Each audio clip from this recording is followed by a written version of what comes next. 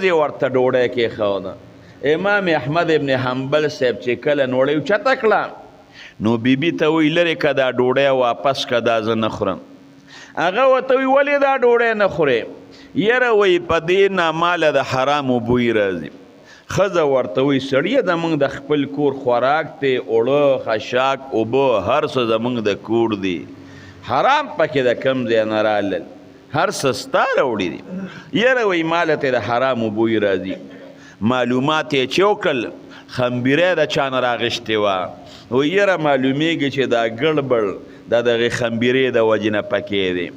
امام احمد ابن حنبل صاحب هغه ډوډۍ ونه خوړه. وی که سوالګرې راغې دا ډوډۍ ورله ورکې، خو ورته ووایه چې ګوره احمد ابن حنبل نه ده خوړلې. سوالګرې به راغې الله پاکه مو بخه خیر راوړی، ډوډۍ ورله ولېږله، وی احمد ابن حنبل نه ده خوړلې. سوالګرې وی چې دومره لوی امام او متقي هغې نه خوري، خو څه چل به پکې وي، زموږ څه کار دی چې خورو بې، سوالګرو مو نه خوړه.